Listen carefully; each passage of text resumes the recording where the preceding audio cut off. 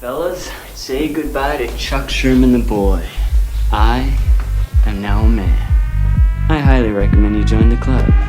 We are doing the wild thing all night. Acid house music. Hey, what's up, everybody? This is Sherm. Sherman, I cooked all this food. Is that all you gonna eat? General Sherman realized and understood the importance of house music. So, do you know anything about techno? No. Listen.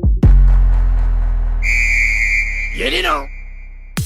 Hey, what's up, everybody? Welcome back to another brand new episode of Sherm in the Booth. I'm, of course, your host, Sherm, and today is Wednesday, July 15th, 2020. This is episode 118. I am so excited about this episode, guys. It features French-Canadian DJ producer Dave Summit. Now, this is one you want to add to the Rolodex, and I really mean that. He's already been supported by Kryder, Wax Motif, Matroda, Drezzo, Golf Clap, and GTA. Our mutual friend Castnowski introduced us, and I am so glad he did. In this interview, guys, I discussed with Dave his musical journey thus far, his production process in the studio, his musical influences and inspirations, and of course, his plans for the future. My man Castnowski said it best. He's going to take over the world, and after this interview, I have to say, I humbly agree. Let's get into it right now, guys. This is episode 118 with Dave Summit. Once again, cheers. I'd like to cheers you one more time, Dave. Thank you for coming on. I'm very excited to talk to you, sir. Like I said, when I had Castnowski on the show, I was talking about people he loved, producers coming up in the game, especially on Fraudulent Records. You came up multiple times, so from someone who's in Mikhail's position and is reputable and building a brand, and he said you're going to take over the world. He said that. He said he's going to, Dave Summit's going to take over the world. I got pressure now. Yeah, you do got a little bit of pressure. Castnowski sees it in you, though. I think that's pretty cool, man. Yeah, I appreciate it. No problem. So before we got on air, I was asking you, your first language is French. You were born in Canada. Tell me about, your early beginnings, where you were born, where you grew up and stuff. I grew up in Quebec City, like the main city. Mm-hmm. And I used to, like, when I was a little younger, when I was like 6, 7, I started listening to Linkin Park. Nice. Yeah. And I tried to learn guitar and it doesn't work. And I keep getting into music more and more, like hip hop, pop music and everything. Mm-hmm. And then I discover David Guetta. Nice. And Mouse. Yeah.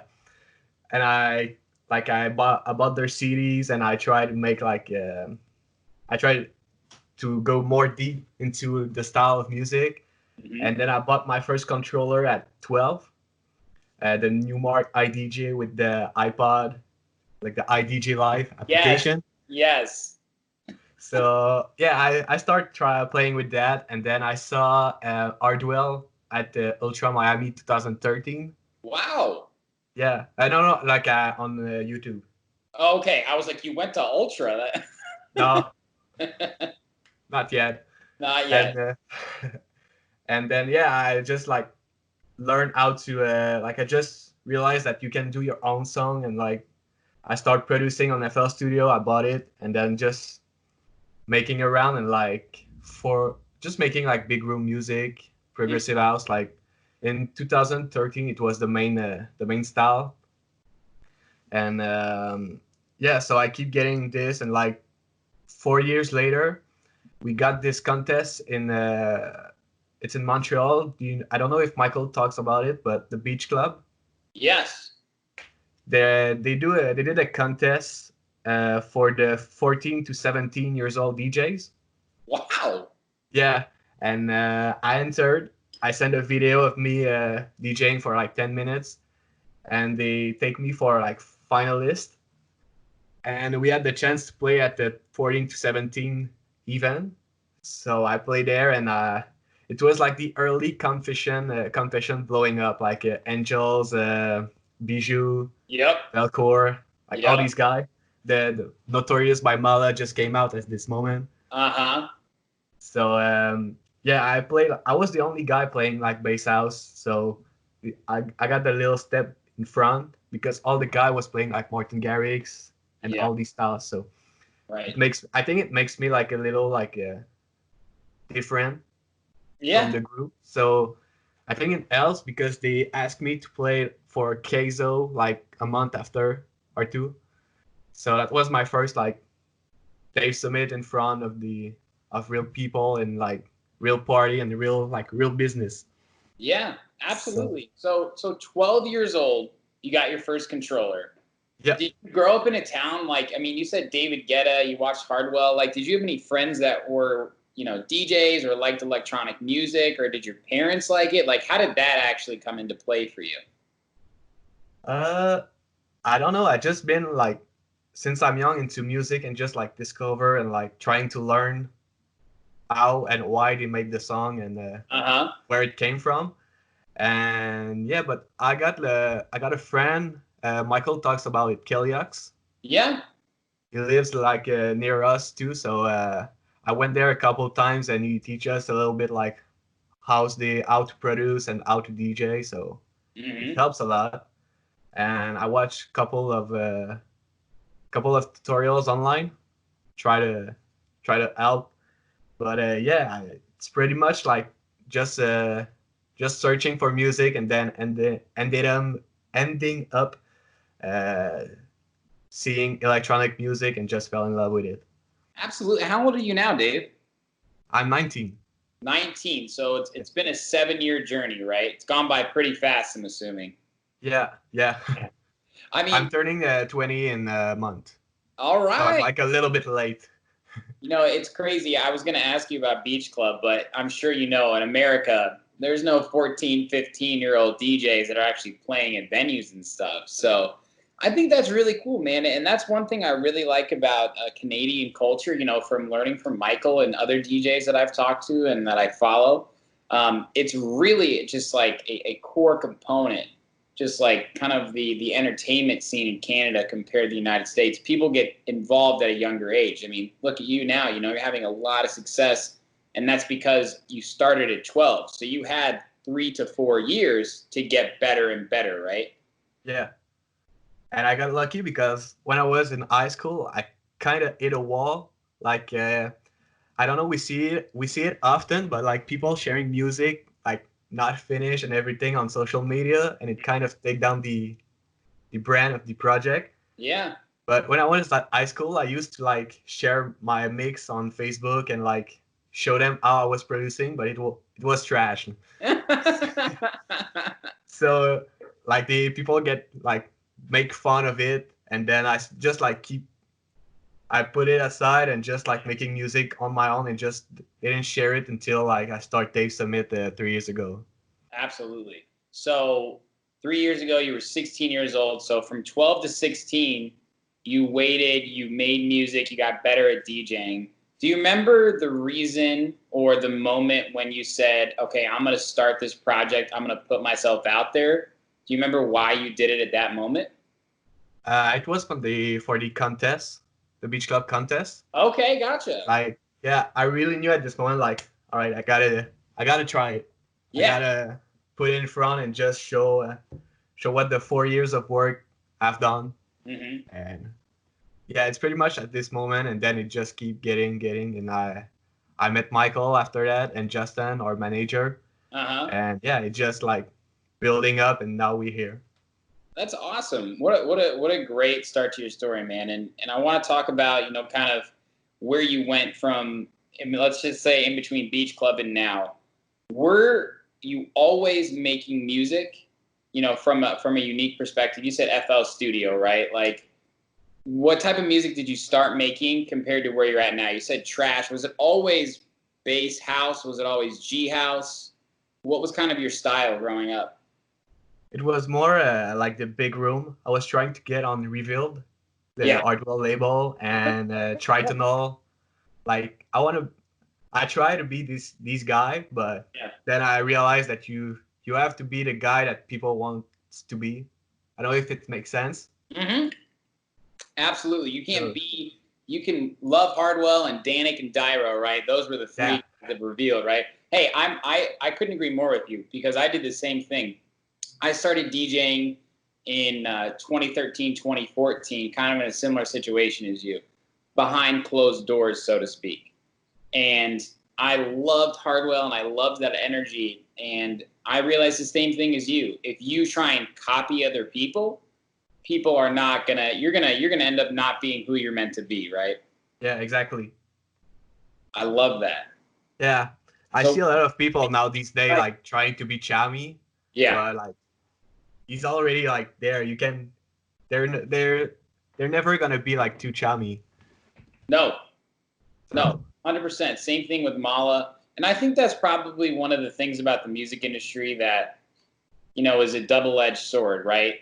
While it's great to see people like Chami and Mala who really took house music and bass house to more of a mainstream level, especially Chami, his type of drops, his type of music with his vocals combines radio friendly with that underground vibe, right? I mean, yeah, exactly. He's huge, man. But it didn't happen overnight. And it's going to be a similar thing, I feel like, for you and Castnowski's, because you guys have your sound. And while you're having success now, you've always been going on an uphill climb, right? You haven't had a lot of downs. It's always been, here's the music we're making. People will eventually hear it and they're going to like it. And that's who we are. And that's the music we like to produce, right? Exactly. I love that, man. So tell me more about your production style. Obviously, you've got, I would say in the same realm as Castnowski, a G house, tech house, bass house, even a little electro. I got to tell you, I was listening back through all your songs today, and my jaw was dropping because it had been a little while. And we'll get into some of the other releases. But tell me, in your eyes, what would you define as your sound, Dave? I try to get into like the middle between tech house and bass house. Like not like the Fisher tech house, but not like the example Chami bass house. Like just the middle. Like it's still tech house, but it's more like pumping like bass house. Yeah. I don't know if it makes sense. Like just like harder tech house maybe. I like that. And when I was listening, just from producer to producer here, your kicks are very powerful. Very, a big hollow tech house kick with a nice bass house bass line. And yeah, exactly. I love, and that's why I love it, man, is because I do see you incorporating multiple different aspects of what most people would just call house music, right? Yeah. So I used to call it like tech bass because it's more like, it's the better way to explain it. No, I think that's great, actually. Tech bass. Tech bass. It's the mix of both. It is a mix of both, and that's the beauty of music production. We can make anything we want to, right? Yeah, exactly. I love that. So let me ask you some questions about your actual workflow process. Obviously, again, producer to producer, you can go in the studio one day, you make the best track of your life in 6 hours. Other times it can take 3 to 6 months, even longer. Do you have, now that you've been doing this for 7+ years, a process when you go into the studio to make a new track, or what does that look like for you from a timeline? Usually like a normal day, like I will listen to a couple of songs just to get inspired. Yep. And just get some ideas, and then I have my template on FL that I used to work with, and I just like keep I just keep using every time. Yeah. And then I just place like I already have like my kick, but I change it like every time just to save time. And then usually I do like a song between 2 and 3 hours, and then I listen to it again the day after and do like mastering and just the arrangement. Yeah. But sometimes it can be like 3 days, and sometimes when it's 3 days, I cancel. Usually like 1 day or 2, it's enough. So I don't like to overwork. Yeah, of course. I understand that. And I always like to ask that kind of template question because I'm sure you've heard of MK, Mark Kinchin, before, right? And he, to me, is a guy, at least with his remixes, where it's different every time, but you're like, he's working from the same, let's call it, a paint easel. Like an artist has his paint easel and he makes different things every time, but he has all the same colors. Do you think in a similar way, that's kind of how you try and think about it? Like you said, you change your kick, you change the melody, but you like the formation from a phrasing standpoint. Is that what you mean, Dave? Yeah, exactly. That's the best picture of it. I like that. I didn't mean to answer the question for you. No, that's exactly. Well, I mean, it's obvious that you have your style, and you've been supported by Kryder, Wax Motif, Matroda, Drezzo, Golf Clap, GTA. I mean, come on, man. You're 19 years old. Like, props to you, sir. I really do mean that. That's awesome. For those that are listening out there, maybe from an international perspective or even from the United States, how have you gotten your music in the hands of those people, and what's that been like for you when they actually play your music? How does that feel? It feels like it's just like a tap of the shoulder. Like, just it's okay. I'm doing the right things. Yes. Like, it's in the. But I don't like to, like, I explained it to someone this weekend. Like, I don't like to say it that way, but the pandemic helps a lot. Yeah, sure. Like, for example, Wax. I met him last year at Escapade in Ottawa, and we just exchanged the mail address. And since then, I was sending him music, and sometime I got a review, sometime just didn't listen. Sure. But since the pandemic, he started listening every song. He started playing it in his live stream on Twitch, and just like same thing for everyone. Like Matroda, Drezzo was the first person that I sent him music like back in the days. So just keep sending, but like Kryder and Matroda, Wax, same thing. Yeah. Just like they have time now, so they listen and they need new music every time for their live stream. So yeah, that's true. That's basically. I saw the post on. Sorry, I saw the post on Instagram, like send music for Divided Souls and send music for Terminal Underground. And I just said it there, like I saw it on the Instagram story, and I got a reply like the day after, and they play it. Wow. Dave, are you sending them unreleased music or music you've already released? Unreleased. Unreleased. So you've got a lot of unreleased under your belt, don't you, right now? Yeah. Yeah, you do. Yeah, you do. It's okay to smile, my man. I know you do. Yeah, I have a lot. But I sent them unreleased music because I knew they had label and they wanted to like start releasing other artists' music. So I sent in like three or four unreleased music, and I can't say what's the result, but that's good news though, my man. I love that.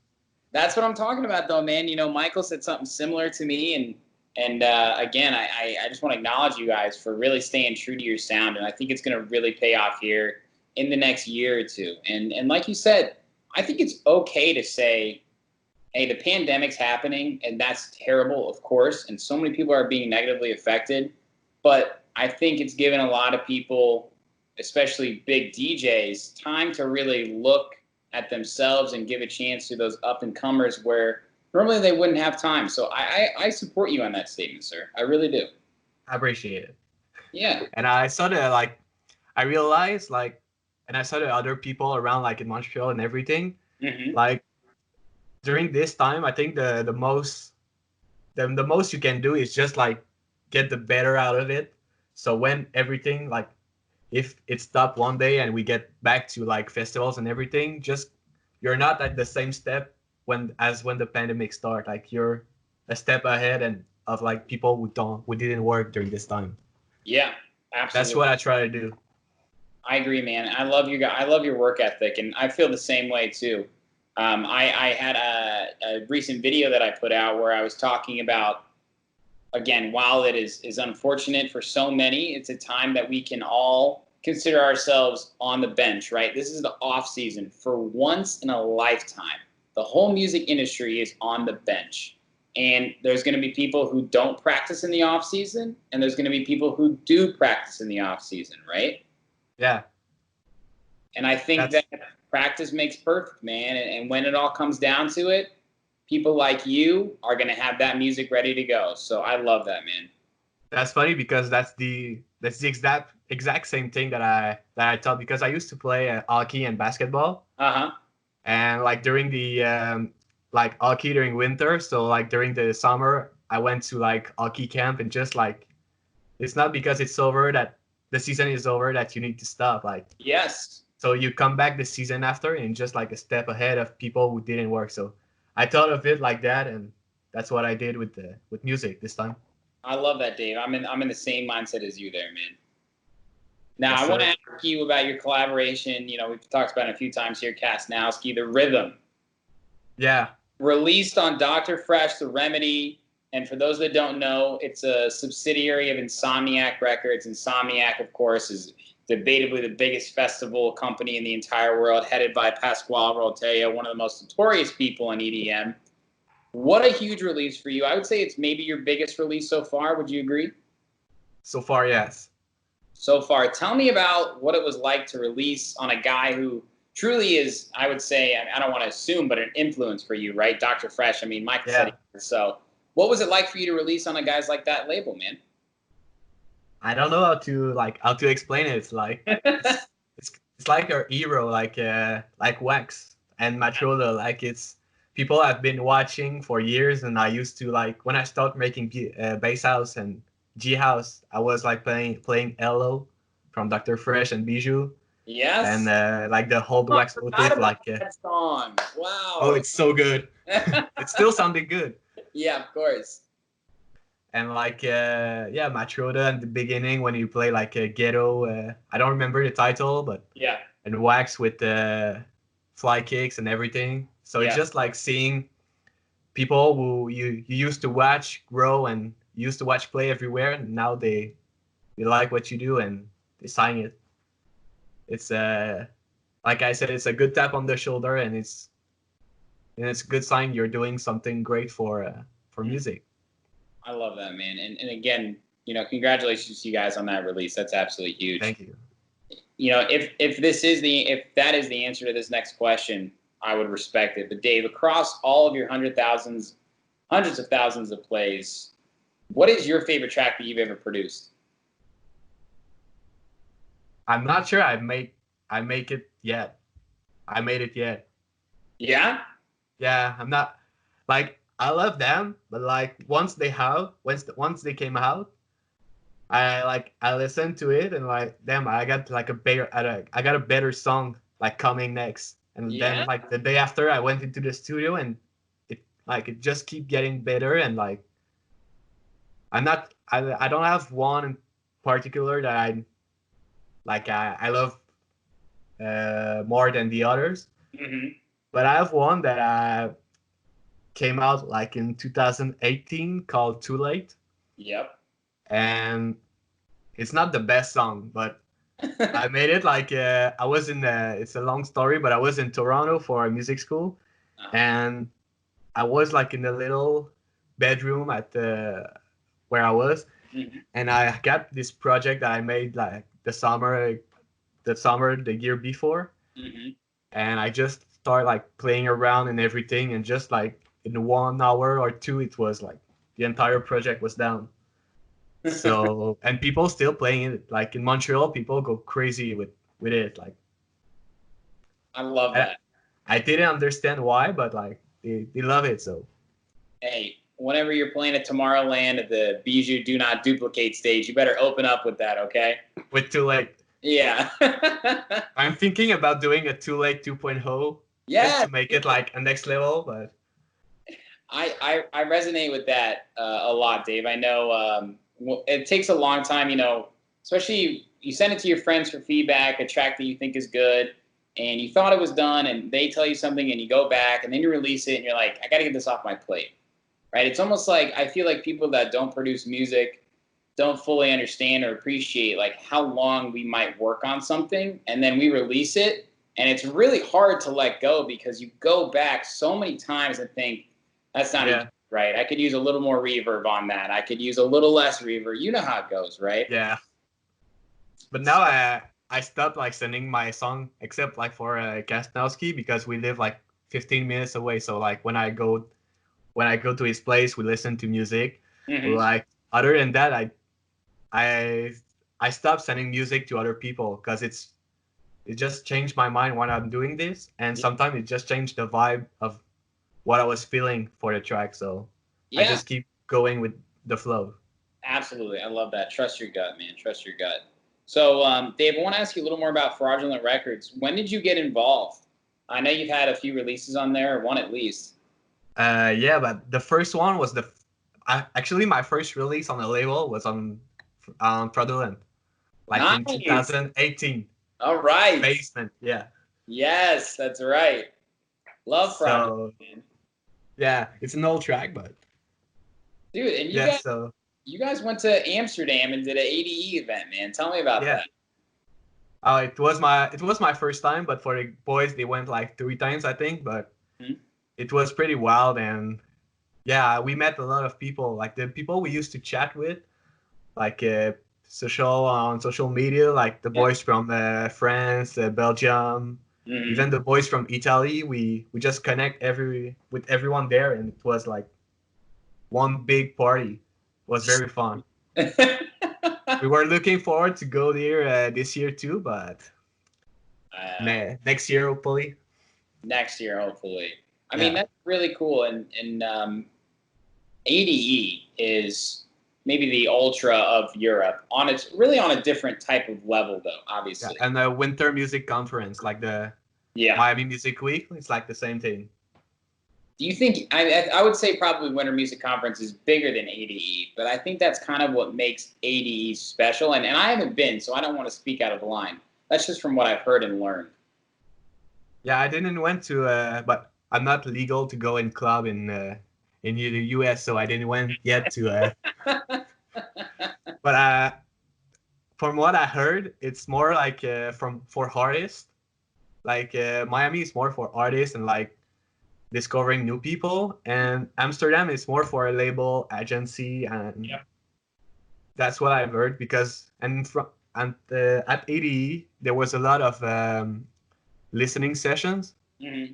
Like I know Tool Room did one, Mix Mash, and yeah, pretty much only for labels. And but we met a lot of artists, and the artists are on the streets like we are, so Yeah. it's pretty cool too.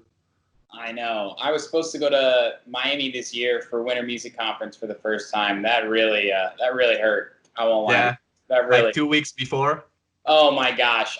Yeah, seriously. I was waiting for so long, man. I had money saved up, but like I said, I try and be optimistic, and I'll be back there next year if it goes down. It sucks, but it is what it is, right? Yeah. Maybe I'll come I to feel ADE you. with you guys too. Pardon? I think I'll come to ADE with you guys too. How about that? Yeah, you need to. I do need to, man. It's a Yeah. special place.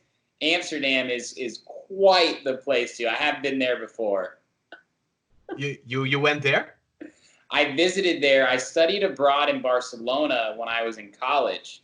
I went to visit Amsterdam for a few days, and my whole time in Europe really changed my perspective on the world, especially electronic music. That's when I really developed an appreciation and understanding of the culture behind it, not just the music. And Yeah. I mean, in Canada and Europe, it's a lot different than the United States. The people that go to the shows and how they enjoy the music, right? Hey, exactly. The big difference here is the like people came to the event, but like only for the headliners, Yeah. or like if the support is big artist too. But when you play like for opening set and like second support, people don't show up. No. Depends that like I play when I play Beach Club, I was playing first every time. So when the gates open, and I got like 50 people, 100 people. Yeah. But when we play in Europe, like the club just opened, it was full. It was already like almost packed. So you see Yeah. the difference. I know. It's really interesting, and I always think about that too, because I think it has a lot to do not just with the culture of the music, but the culture of the people. The people in America, Dave, from my understanding, and I live in this country. I was born in this country, okay? So I'm not talking down on it. People like to get fucked up here, okay? And they like to get as fucked up as they can before they go to a show. And I won't lie to you, I used to be like that before I started DJing. I couldn't see any reason to go to an opener that I didn't know who it was. Then I realized everybody starts from the same spot, right? If you're Chami, if you're Mala, if you're DJ Snake, you started as someone like Dave Summit playing 14, 15 years old for 50 people, right? And those guys remember those moments, man. Yeah. And Europe knows that. Yeah, exactly. But people in Canada, but I don't know, like for the rest of the Canada, but I know in Montreal they do the same as you. They do. Yeah. The pre-drink. Yeah, pregame. Yeah. Yeah. I know. It's like the pregame goes longer than the game, and I'm like, this doesn't make sense to me, right? Yeah, exactly. Exactly, man. I love that. That's hilarious. Now, Dave, I want to ask you, you were talking a lot about your sets. Escapade, man. What a great opportunity for you to be on such a great festival. Of course, you mentioned Beach Club supporting DJ Snake. You've opened for Chami. That's really incredible, man. For those that haven't heard you before, and they will, of course, soon, what would you say is your live style? How would you define it? For my sets or for like. Yeah, your sets. Yep. I usually like I told you, I'm a whole hockey. I used to play hockey and everything, so I have my routine. Okay. Yeah, so I'm kind of by the book a little bit. So I came to the show like an hour or like an hour and a half before, just to get in the vibe and just get in the mood. Yes. And yeah, so when I play, I just start like playing more. I kind of like to enter like a big with a banger, or like with something that people will like say, oh, okay, it's happening, like something's happening here. And then I go like more into like classic tech house. Yeah. I play music from my brother, John Summit. And then I go back. Yeah, and I go back after to my like tech bass. And then I like end up like slowly with like I have a track now that an unreleased track that I always finish with. And yeah, so it's pretty much like a little bit like a long roller coaster. Mm-hmm. I love that. Now, you started DJing before you're producing, so you must have a true passion for DJing, right? Yeah, like not only for DJing, but for the connection and the crowd reaction. Like just to get chills from the reaction is, I'll pay for that.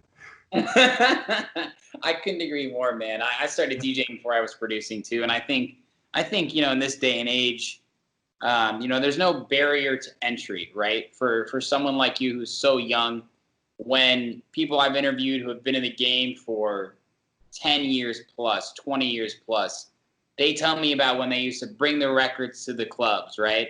And then everything went digital. And all that stuff used to be so expensive. In the beginning, like Serato, that used to be really expensive. And now we just show up with a USB stick, and I use USBs too. All I need is my USBs and headphones. And that's it. That's it. And it's crazy because you could be 12 years old, 15 years old, 18 years old, whatever, and you could ask for it for Christmas, for your birthday, and your mom will say, how much is it? And it's $250 for everything, right? I mean, yeah, it's crazy. Expensive. Yeah. So compared to what it used to be, I think we're seeing a lot more DJs come into the market now. And we'll see what happens in the next year with the pandemic. But I think that's why it's a great thing that you have always stayed true to your style, Dave, in regards to production. Because there's a lot of DJs out there in the world. And I personally believe that there's an expiration date on DJs that just DJ.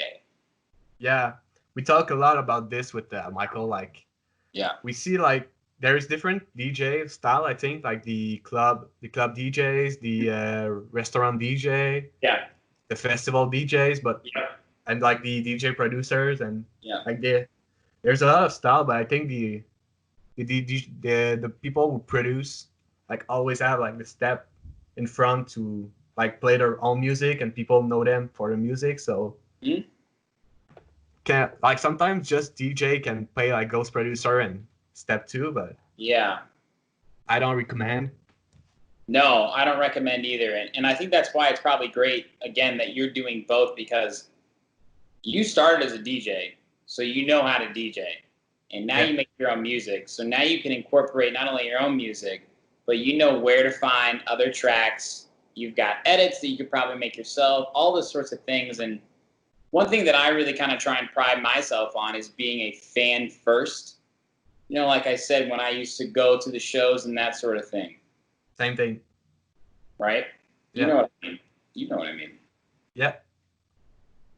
That's what it's all about, man. And I think it's so important to understand the process of what it's like to get to be a big DJ. Because there are a lot of DJs who are really, really good DJs. I think maybe an exception to the rule would be A-Track, who's someone who is a really good producer and also a really good DJ. But I would say nowadays there's few and far in between that are just really good DJs, right? And that haven't been in the game for a while. I would say it's probably harder than ever to try and become the world's best DJ and not. Yeah, definitely. I mean, do people really care? Yes. But do people really care? No. You know what I mean? Like, yeah. At the end of the one is the drop. They want the drop. The vibe. Exactly. And the thing to consider, and I have a lot of good friends that I've had on the podcast that I respect, and other big DJs that I know that are incredible DJs. They are unbelievable track selection, building the vibe, great direct support, awesome closers, whatever it might be, can play 7 to 8 hour sets and entertain crowds of all sorts, right?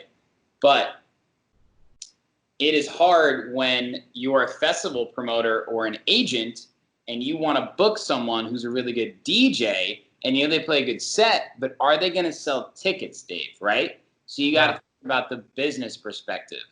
If I'm a festival promoter and there's Castnowski and Dave Summit as an option, I know they're good DJs, I know they're good producers, but let's just say there's someone else who's a better DJ than you guys, right? Not to say you guys aren't DJs, but you know what I mean. Yeah. I'm probably going to pick you guys because you produce music and people want to come out and see you play your music, right? True. Yeah, I agree with that. Yeah. And again, man, I think that's probably, you know, going to be your guys' biggest strength moving forward is your sound will define you. And we'll get you gigs, and we'll get you booked, and we'll get you noticed. You know what I mean? Yeah. Because in Montreal, there's a lot of producers and DJ. Mm-hmm. Like they don't put themselves, like there's some of them that put their self in front and everything, but right now, like I think we got like that little step in front with signing with labels and like doing the little things. Like labels and just show like, for example, like Wax or Castnowski put like Valentino Can last week playing his track. It's like I think this little thing helps a lot to just get out of the circle of just DJs and I'll book him because he's good DJs, but it's not a project. It's not a brand. It's just like a DJ. Yeah. Even if they are like, I'm sure there's a lot of better DJ than us. Like in Montreal, there's really good DJs, and it's just like the project and the, like, I don't want to, like, some people want to stay like in Montreal and just want to stay like DJ around, but some other like just want to go like all in and just want to get the best out of it. I don't know if I explain it well, but no, that makes complete sense. It makes complete sense. I mean, that's really how it has to go in the music industry. You can, I mean, and that's fine too. I know a lot of people that have reached a level that they're comfortable with, and they'll likely be able to stay there for a long period of time. My thing is, I believe life is long, and there's a big difference in having success at age 30, especially as a DJ, and age 50, and age 70, right? Like, I want something that I want to do. Oops. I'm speaking so powerfully, the phone came off, right? Yeah. That's hilarious. You know, I think if you want to do something, if you want to make a career out of it, if you want to spend your life doing it, you got to truly love it. So you got to think about, do I want to be that old playing that music, dealing with all the little things? Or do I want to always be the person that's making the music that I love and getting paid to do that? You know what I'm saying, sir? Yeah, exactly. Yeah. So I think for me, it's as simple as that is, what are you doing now? Is that something that you want to do later? And not everybody can answer that question, but, to me, from learning about you, it seems like you know what you want, right? And it's produce music and share it with the world, simply. Yeah. Because it's for me, it's like a kind of it's a part of who I am, and like it's a part of my soul that I put in music. So just playing music like in a set that I made, it's just like seeing people react from something I made in my head and just put in work and people likes it. So yeah, just that feeling that defines everything. Absolutely, Dave. I agree. Now, something I love to ask someone, young or old, we all have our obstacles to get through. For someone that, you mentioned it earlier, right? Like your friends had a lot of doubt when you shared your mixes on SoundCloud, on Facebook. Have there been any obstacles that you remember that you got through that have led you to this point? And how did you get through them, Dave, if you can think of anything? It's still happening, but the rejection from labels. Yeah. And just trying to get like the different sound, just don't sound like someone else. Yeah. That's an everyday struggle. Mm-hmm. And yeah, and just like getting booked, and like for me it was like a little bit, I don't want to say difficult, but a little challenge, because I was young. So, but I'm still young, but like people don't take me seriously. Yeah. At the beginning, but now with the release and everything, the people start getting like, okay, he's not joking, like he wants to get it. But right. Like it has been a challenge, and I think it's gonna be it for I think I've got to face this challenge a lot again, but just getting taken seriously by, like, I know people like in Montreal, like there people are like 55, 25 and 30, and just like, oh, look at this kid, he's gonna play Martin Garrix and everything, like, yeah, just trying to get like that, okay, he can do this and he can deliver. Yeah, I love that. That's a challenge. That was a challenge more, but before, but now it's more okay. Like, I understand, Dave. Yeah, you got a chip on your shoulder because of that, right? Yeah. Yeah. I again once again resonate with you on a high level. I've been doing this podcast. In September, it'll be 4 years, man. I think this is going to be episode 118, right?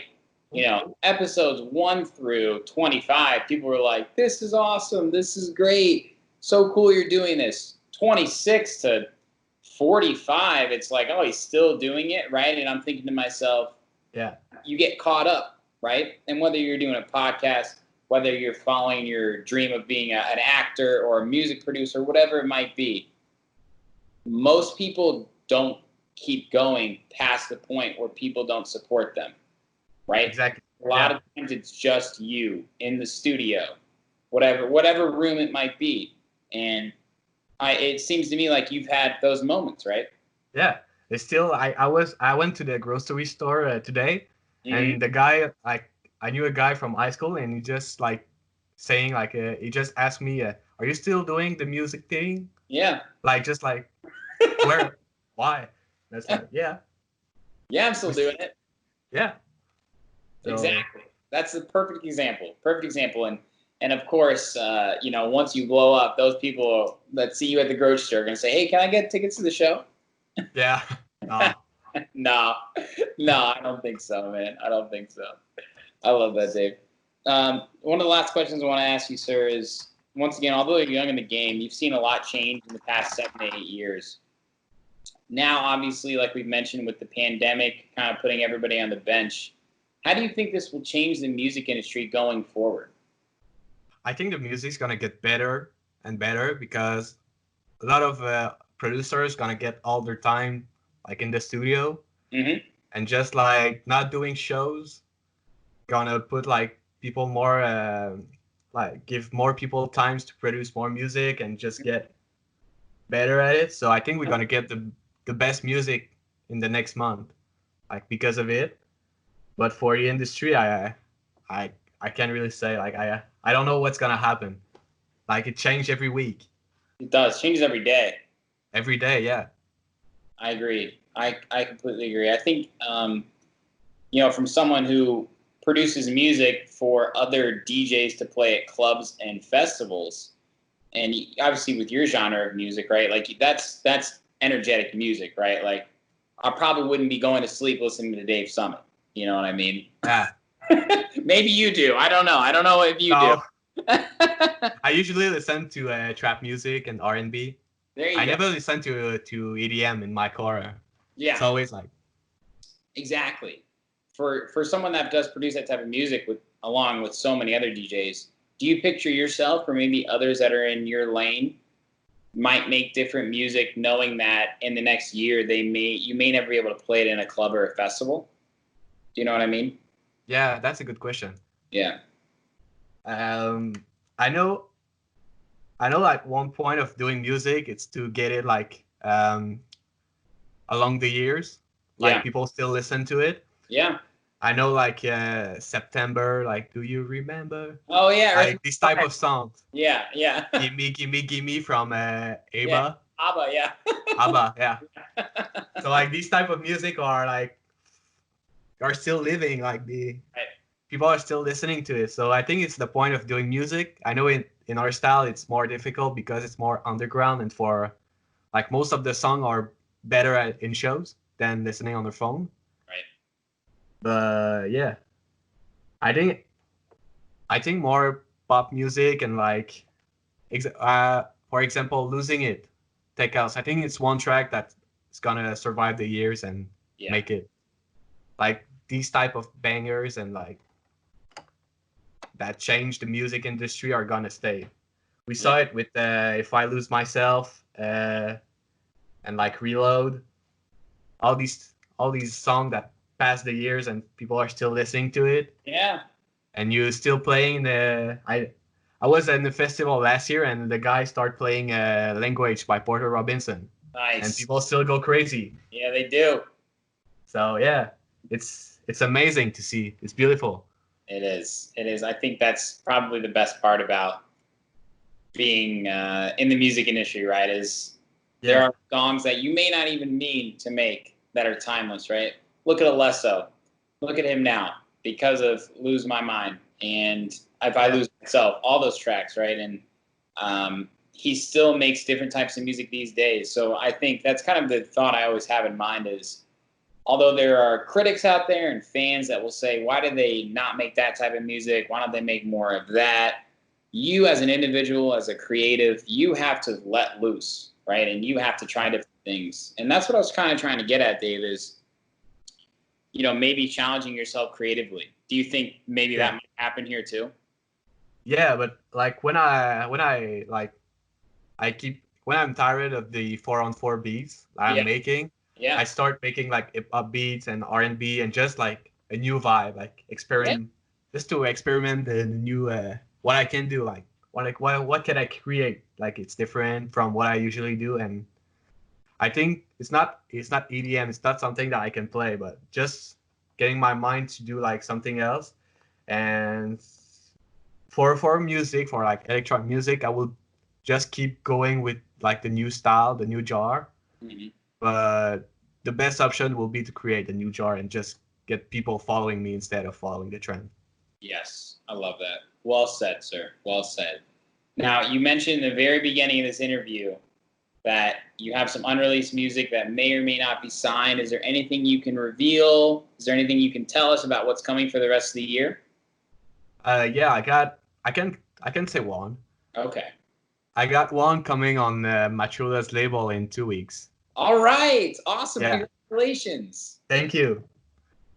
So I got this one. I got like one in August, 2 in September, and that's what I have so far. But we still sending stuff, and we got track like on Yes or No. Still waiting for the labels, and just gotta change a couple of things on some tracks to make it for the labels. So yeah, for the moment it's until September, but we'll probably got things until the end of the year. That's great, man. Congratulations to you. Of course. Thank you. These guys that you were influenced by that are playing your music see you and they recognize you, right? Yeah. Yeah, it's crazy. That's huge, man. Gosh, congratulations. And I can't wait to hear what else comes out because, Castnowski said something similar to me and then revealed, oh, yeah, I got a release on Confession coming. I'm like, oh, yeah, no big deal. Oh, he said it? He did It's say out? it. Yeah. He did say it. He did say it, man. Are you able to say it too? For No. Confession? Yeah. Are you on Confession? Nah. No. I sent stuff. They said like we'll send it to Xiaomi to listen, but still got no news. Whoops. That's so badass, though. You almost see the Black Panther. Yeah, I do.